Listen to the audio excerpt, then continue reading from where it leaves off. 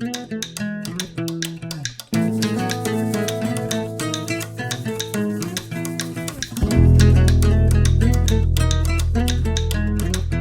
guys, Shelly here with the Gray Wren Nest. Before I show you how I made this quilt, I want you to see her story, the way I see it. Every square you're looking at began as a piece of clothing she once wore, fabric that held her memories, her colors, her life.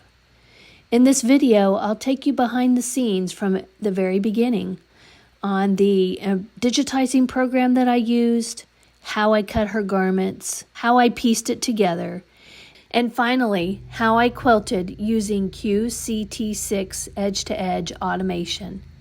This isn't just a tutorial, it's a journey of turning what she wore into something the family can hold forever. Let me show you how I designed, embroidered, and quilted her story. Now that you've seen the finished quilt, let me show you how I brought each block to life.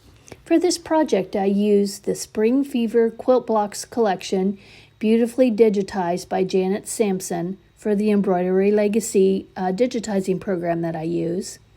The designs are delicate, detailed, and absolutely perfect, honoring the soft colors and textures of her clothing.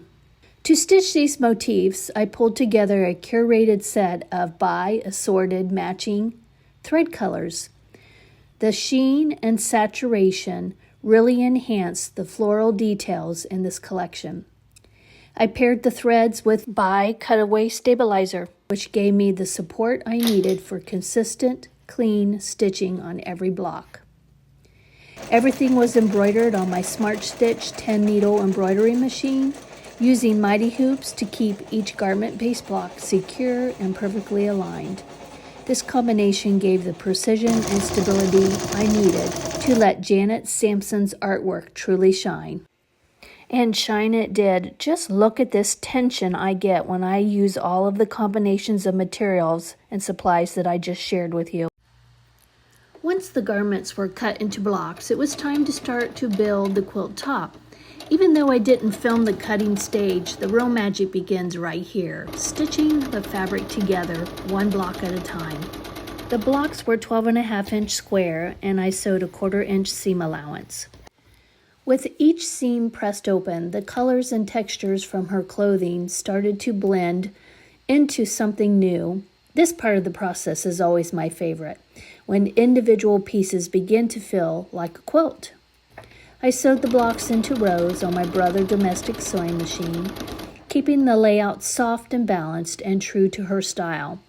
Watching these rows come together felt like watching her story take shape right in front of me. And before long, the quilt top was complete, a patchwork of memories stitched together with intention. It's time to move on to the next phase. This is where I switch gears from piecing to teaching. I'll walk you step by step through how I quilt this project on my Grace Unique 16X Elite Long Arm using the Q-Zone Queen rolling frame and QCT6 automation. If you're new to long arm quilting or curious about automated edge-to-edge designs, this is where you'll see exactly how it all works. From loading the quilt to choosing the pattern to letting the machine stitch it out with precision. So I promise to slow down and take you step by step. This is where it is time to start quilting her story. Here you see me using Sew Tight magnums to load the top of the quilt on the top leader and then the bottom of the quilt at the bottom leader. As I'm rolling, I'm also taking a look at the ditch right here in the center. And you will know when it is off and crooked because this will not lay nicely like this. See how it's nice and even and the dip is even all the way across? So that's what you want to keep an eye on. Plus you want to keep these ends even as you roll. So you might have to stop and, run your hand down it, make sure it's nice and even, just like you saw me doing. But I can honestly say that this rolling frame, this queen size rolling frame, I love it. You'll notice that I did add an extra bar here.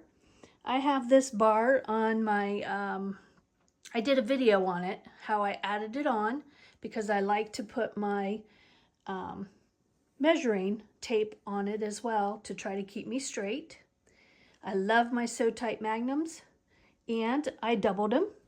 You saw right here where I used the base and doubled the amount that I had by making it a do-it-yourself, and I also have a video on that. So take a look through my quilting videos on my YouTube channel and you'll see all of these tips and tricks. So I hope you enjoy the rest of this video. And here is the backing rolled up, ready for my batting. So here's a little tip that I want to share. When your backing is maybe just a couple inches bigger than your actual quilt top, I personally find it still a little bit difficult because there's not enough leader on the right and left side of my quilt top. This little bit right here wouldn't be enough for me because my bungee cords would get in the way when my machine comes this direction. So my solution has been recently to make sure that my batting is wider. And then when I base my batting across the top to hold it, to get my straight line, I put my clamps down so that when I'm making my line this way, this line stays straight. I know this is a perfectly straight line. And this, my quilt top will come on and meet this line here. So that way I know the top of my quilt will be straight, and it will probably come to about right here. But in order to get the tension, I went ahead and sewed my batting down the side of my backing so that I can have tension out here. I hope that's making sense to you. It's a little crooked of a line, but it's nonetheless, this is my, I can feel my seam of my backing just right down here. But this gives me some tension. So that's just a little quick tip for you. I hope that's making sense, and I did the same thing on this side. Here you see me loading up my quilt top. I make sure that it is straight across at the top, lined up with that stitch line on my batting. Next, I basted across the top of my quilt to hold it in place, and then also down my sides.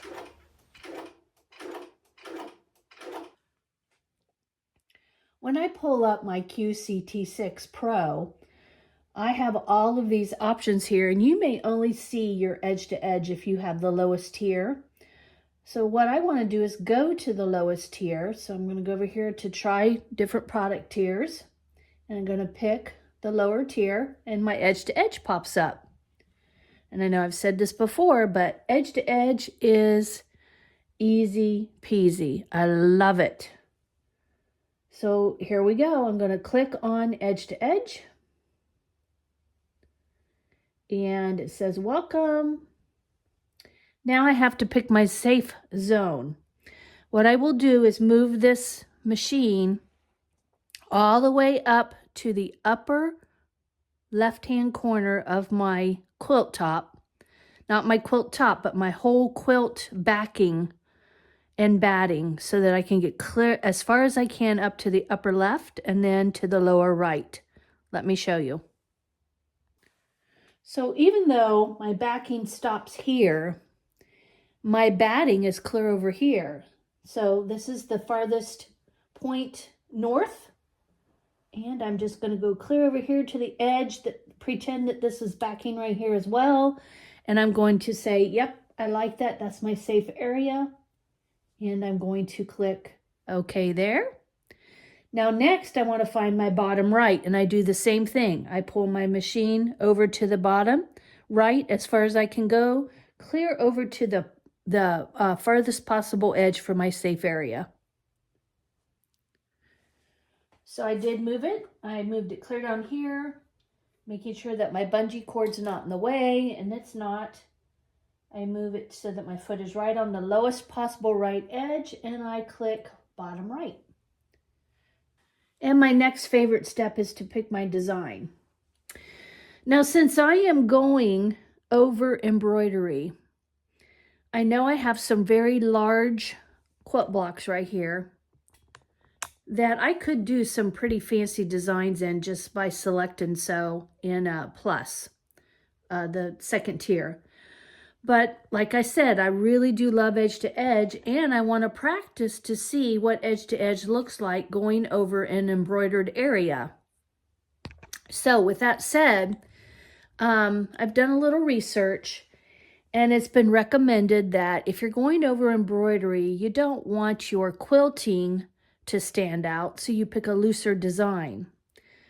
When you want your quilting to be the main show, let's say I had just all cloth quilt blocks and no major design that's really appearing like my embroidery, then I would want my quilting design to stand out.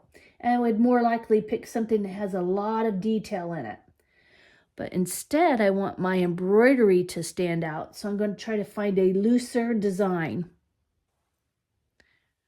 So I went into the Leah Day folder to open it. And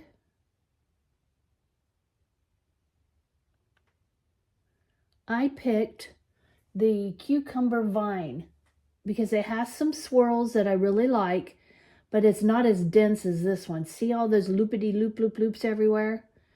This one gives me loops, but it's not as dense. So I think that's going to be the look that I'm going for. I'm going to open it. And it comes in at a smaller size than I wish. So I press next. And I always like my patterns around the size 8 inches. That seems to be a real good size on my particular machine. I can go 9. It's pushing it, but I can do 9. Now, yes, I do have a 16X Elite long arm. You would think that I would get 16 inches, but I don't, because you have to figure out that you have a bottom leader safe area and a top safe area of about 3 inches each that you want to make sure that you're not stitching in and you're not hitting your bar. Maybe 2.5 to 3 inches. So if you go 8, 9, 10, 11, 12, 13, 14, right there's 14 inches. So 8 is usually what I go with if I'm going to enlarge the design. So that's what I did here. I made it 8. I'm going to pick next. Now I want these two designs to merge a little. I don't like that space right there. I'm going to see if I can make it to where they're a little bit closer, so there's not so much space right here. So I'm going to do, let's see, I'm going to do a minus. Well, let me go back out.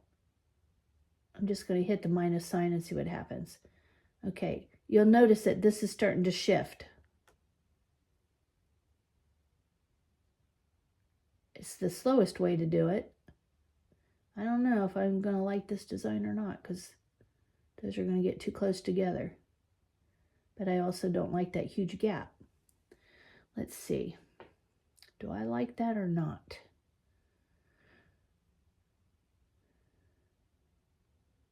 It's not bad. They're touching right here. I don't think they're overlapping. Let me go. That way they're just barely there.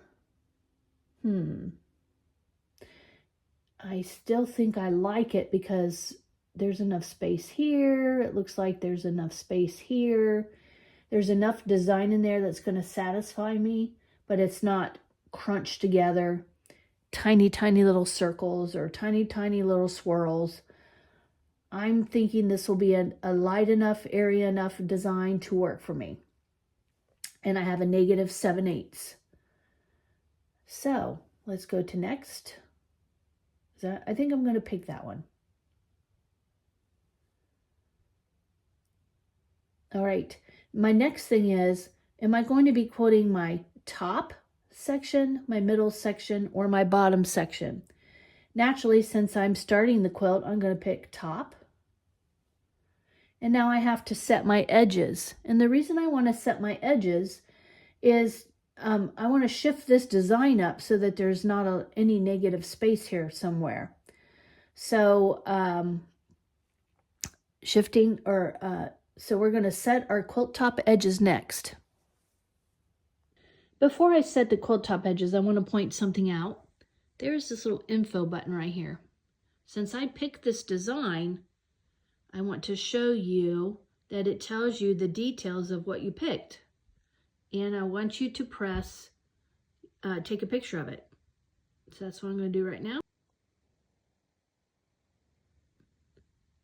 Okay, so I took a picture of it, and that is so that if I choose to, let's say, go shopping in a couple hours and I'm not done quilting, or going and cooking lunch or dinner, or playing with the kids and grandkids, I don't have to worry because I have all my details right here and I can go right back to where I was.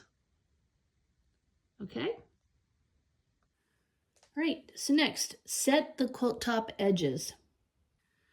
So what I will be doing is moving my long arm clear over to my quilt top left and my quilt top right, my quilt top side bottom as far as I can go, and the same thing over here. And when I move my machine to those areas down here on my quilt top, then what I do is I press these nodes. And it's almost like it's taking a picture inside the computer to know where my quilt is sitting on my long arm. So I move my machine over to my quilt top, not my safe area, but my quilt top. And right in the corner, and I go right on the edge. So then I'm going to press this node here, and I'm going to turn it green. Then I'm going to shift all the way down to the other side of my quilt and do the same thing. I found the 30 mark on my ruler there, my measuring tape. I move forward to get the corner of my quilt at 30, and I hit this node. Then I want to do the bottom right, so I just move it forward and I hit this node. And then I move it over to the left and do the same thing. On my screen now, I have my quilt top set with these green nodes. I hit next. Now I have to set my row. So now my machine is going to take over and we're going to make our placement for our row. So it says move left. Okay, my machine moved right to the spot where I need to place my marker. It moved clear over here. Now what I'm going to do is press single stitch and it's going to pull up my bobbin. And then I have my heat erasable pin where I'm going to make the mark. So I press single stitch and it's pulling up my bobbin. And where it's pulling up my bobbin, I'm going to put a dot. So it's a little hard to see on here because, you know, I've got a light color thread. But when I pulled my bobbin up, it's pulled up right here and I put a little red dot. Now it's time to set my next dot on the right side of my quilt top. I know my machine's going to move this way automatically if I press move right. But I'm going to give it a head start. So I'm just moving my machine down here like this. And I'll just stop here to show you what it does. I'm going to say move right. I usually get much closer than that.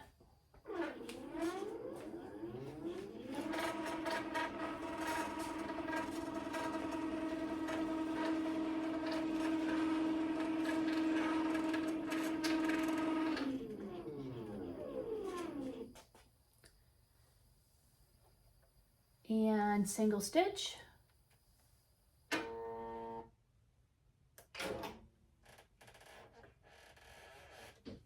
And I place my marker dot again, right where that bobbin pulls up. Okay. Then I press next. So now I want to move to the nearest starting point. This green right here is my starting point, and it's clear back on the other side. If I press this button, it's going to move my machine all by itself, but I'm going to give it a head start. So I'm just going to move it down. Okay, so it says move the needle to the nearest start point.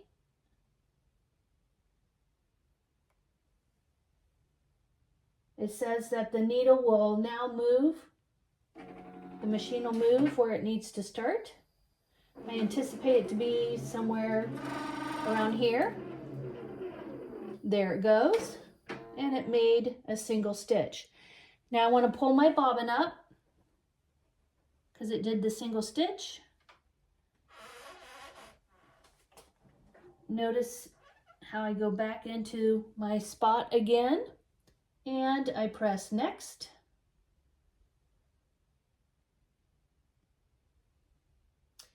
And I press sew.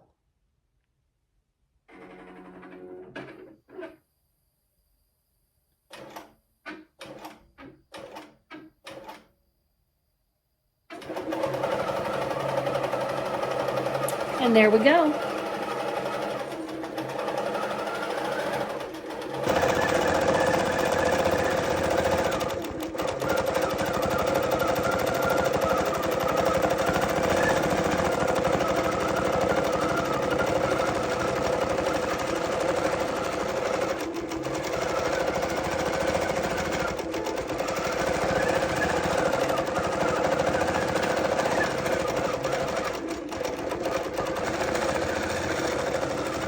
Beautiful. Here's the moment of truth. Gonna go over my embroidery. I think I'm gonna like it.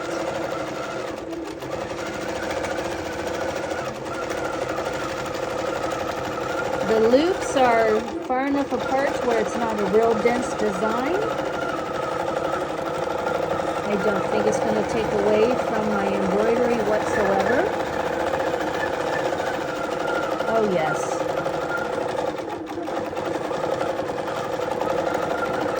Look how nice. Plus, by going over top of my embroidery, that just gives it an extra, extra stitches through the embroidery so that my long stitches here have a better chance of staying in because they're pretty long. I'm impressed.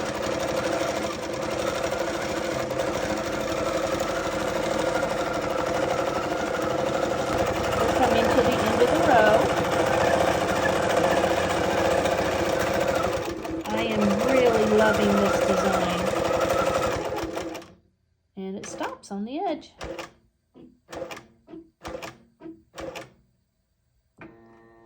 So let's take a look. Oh, I really love that. And I really love it going across the embroidered area.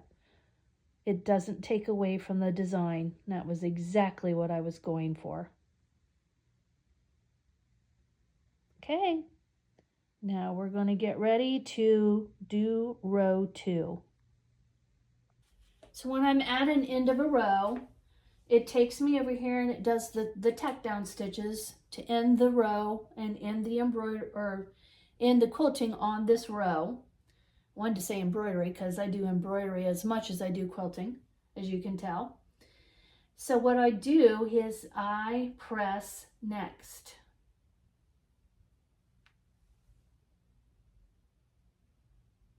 And I usually move my arm out a little bit into my batting area. I press stitch, pull my bobbin thread, I I cut it off because I no longer want them attached. Okay? Then I want to place my next row. So I press next.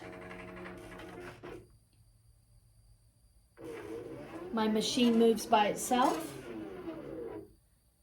And it's going down to make my first marker to signify the bottom of this top row, but also the top of my second row. Okay, I find my top thread and I hold it. I place the single stitch. I move the machine out of the way so that I can mark my spot. Just like I did on the top row. So I have a heat erasable marker right here, marking that spot. After I mark that spot, I press next.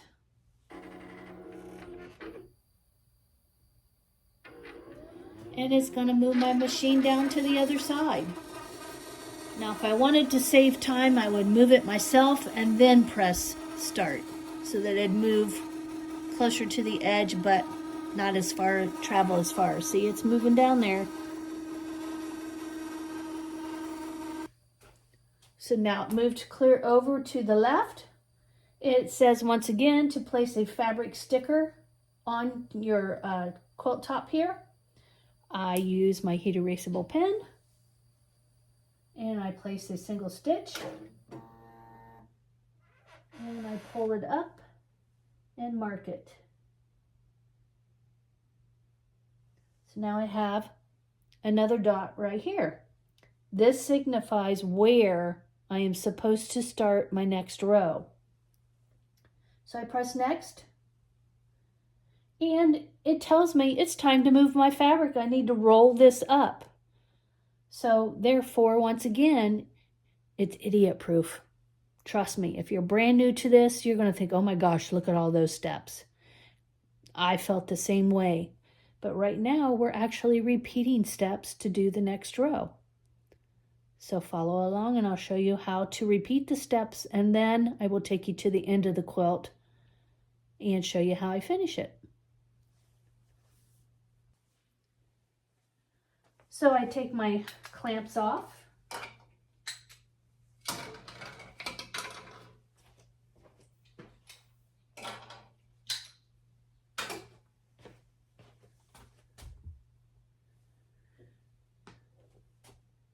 So clamps are off. My grippy things, I forget what these are called, these are off.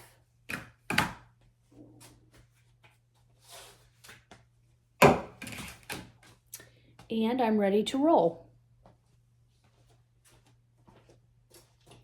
I start with my bottom roller and I give it slack. Then I take my top roller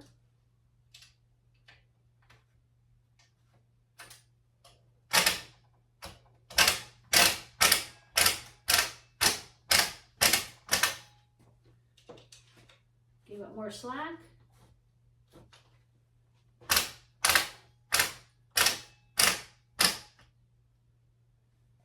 And in the meantime, I'm checking to make sure that my back is rolling nicely.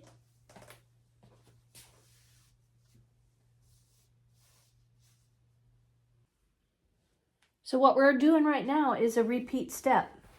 I want to make sure that I'm all fluffed out here,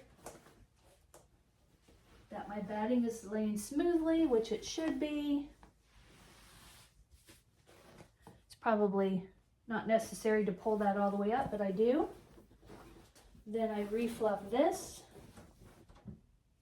so that it's laying straight.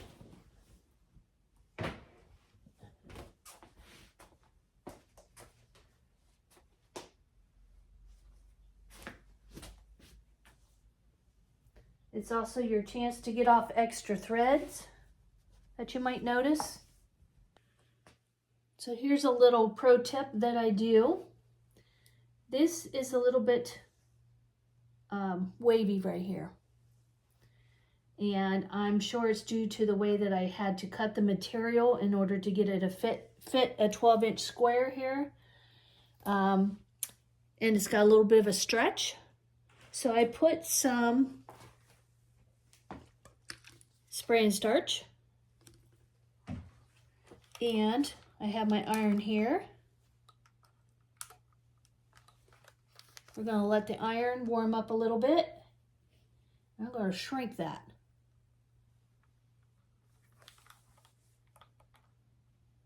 Starch, and now it's laying flat.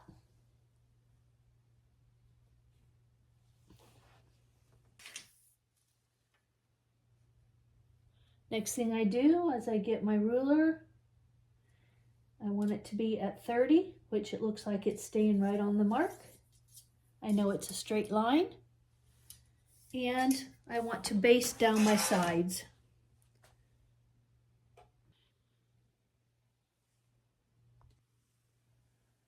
The beauty of this automation is that it releases the machine so that the quilting piece can take over. Notice that I'm getting low on my bobbin, so I'll have to change my bobbin here pretty soon. So I go ahead and press OK there. Whoops. Tack down your quilt top edges before making a selection. Okay. So I want to go to my toolbox, release my machine. It says I now have manual control.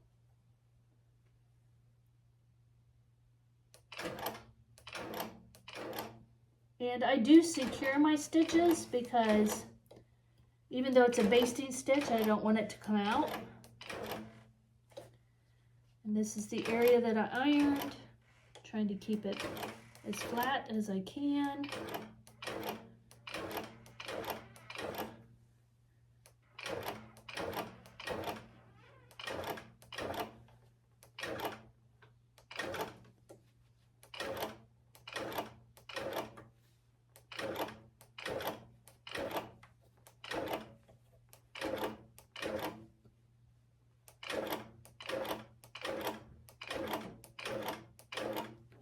I move off of my quilt top, do an extra stitch, and pull up my bobbin. Pull up my bobbin and cut. Okay. Then I go over to the other side and do the same thing. But before I go over and do the other side, I wanted to show you how this is laying flat now, so that when I quilt it, it'll look much better and it won't bunch up. Before I baste, I want to make sure I'm at the 30 mark. And I am.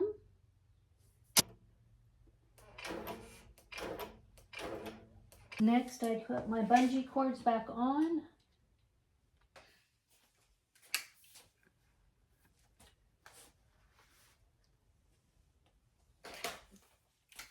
Okay, so I have my bungee cords back on. I have my clamps back on.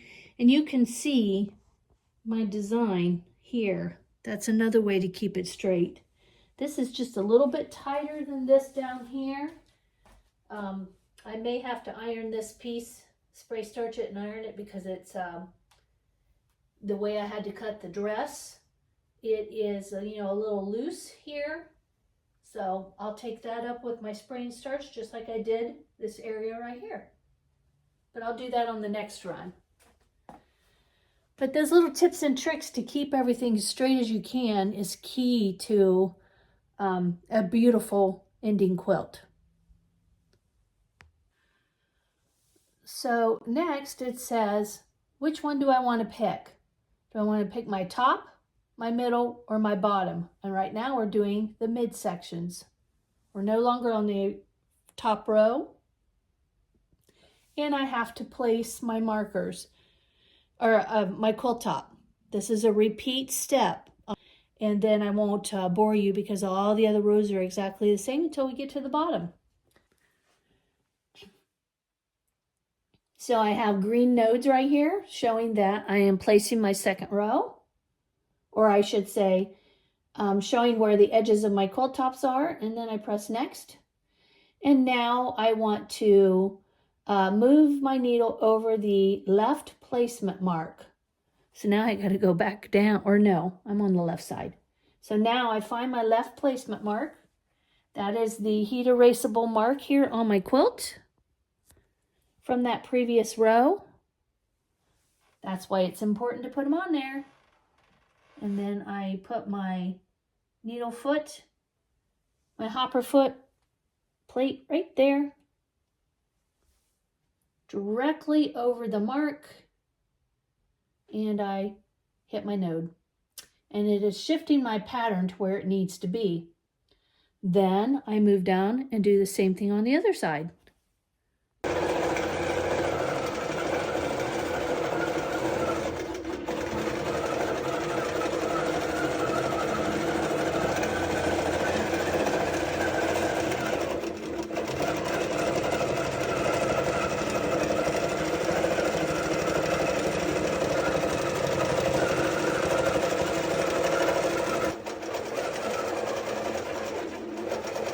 Pro tip of the day when you're quilting on your long arm, or even if you're push quilting free motion style on your domestic machine or in your embroidery machine, always remember to put your tag on the back of your quilt. Just pin it on there.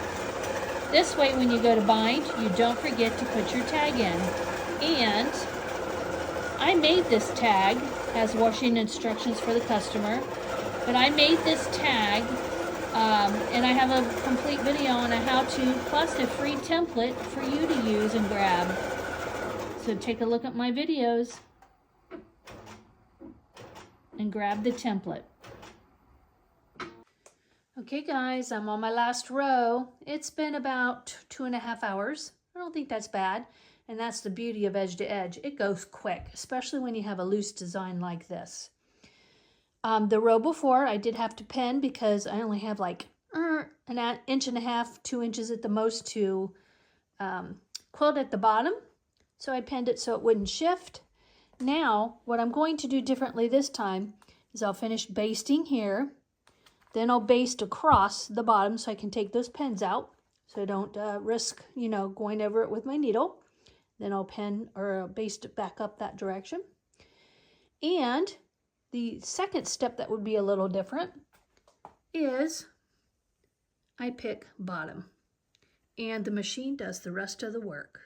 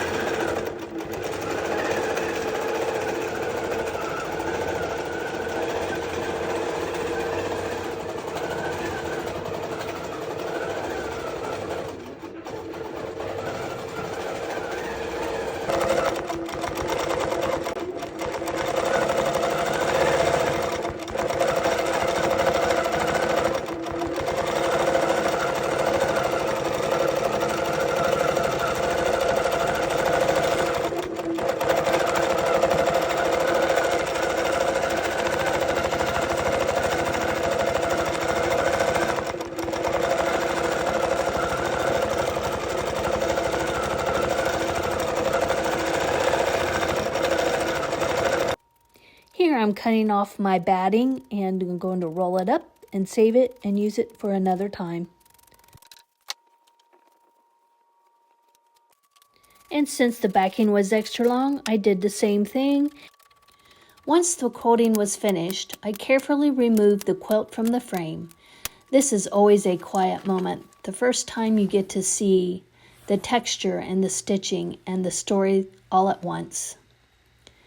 I squared up the edges to prepare for binding, trimming away the excess batting and backing so the quilt would have a clean, even frame. For the binding, I chose something deeply meaningful, the lining from her dress. It felt right that the final touch of the frame that holds everything together would be made from the fabric she once wore. I pressed the strips into binding, watching the soft folds of her dress transform into the finishing edge of the quilt. With each stitch, the quilt became more complete. Her colors, her textures, her memories, all held together in one final seam. And here it is, the finished quilt. A collection of garments, motifs, and moments, now stitched into something her family can hold forever. This is her story, told in fabric, thread, and love, and held in stitches. I hope you enjoyed this video. All the products used are listed below. Don't forget to like and subscribe, and I'll see you in the next one.